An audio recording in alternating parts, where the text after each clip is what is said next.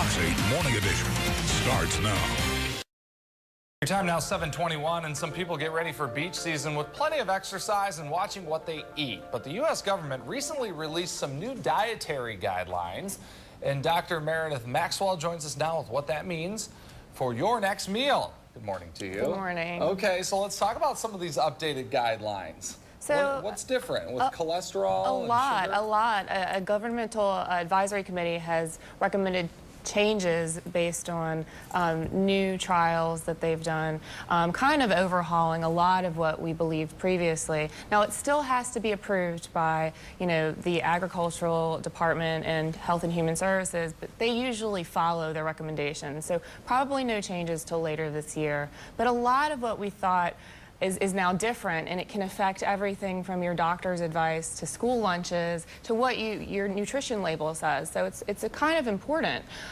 So one of the things that they kind of bent on is sodium levels. They're actually raising the recommendations for special populations, whereas before it was 1,500 milligrams per day. Now they're talking about 2,300 based on new studies. So that is a big change, especially for heart and high blood pressure patients. Yeah, it certainly seems significant when you're talking about an increase like that. But I mean, if they say that it's better for you, it's something that you definitely need to listen to. Yeah, it's based on a new study saying that, there's really no added benefit from less than 2,300 milligrams per day of sodium. So these are really good based on trials that are randomized controlled rather than just epidemiologic. So it's much better data.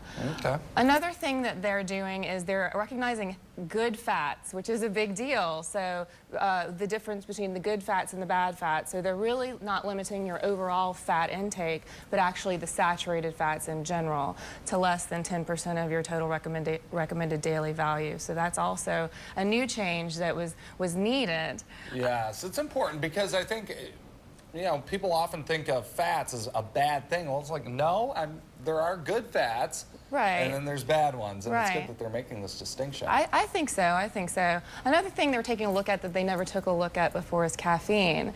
So it's not necessarily a bad thing anymore. They're actually looking at the benefits of caffeine, of course in moderation, like 2 cups per day, but that's a new thing that they never really looked at before.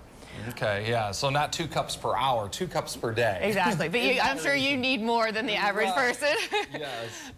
So that's a big thing that we've done. And of course, the plant-based diet, less red meat. If you want to get your proteins from, skinless chicken, tofu, beans, those kinds of things, lean meats, but they're kind of recommending the plant-based diet. Another big thing that they did is sugar, and this really affects our young population. There's lots of, and we're talking about added sugars. So they're recommending less than 200 calories per day. That's about the size of a 16-ounce can of soda. Okay, right. So definitely keep that to a minimum, especially when you're dealing with younger kids. But some of these recommendations will certainly make a difference, I'm sure, in overall health. I think so. And I'm hoping that these recommendations will go through because it's a much overdue, needed thing, I think, to update these recommendations and based on the newer studies. So it's kind of exciting what's going on. So I'm looking forward to it. It certainly is. Dr. Meredith Maxwell, thank you for giving us an update on this. Definitely. Appreciate it.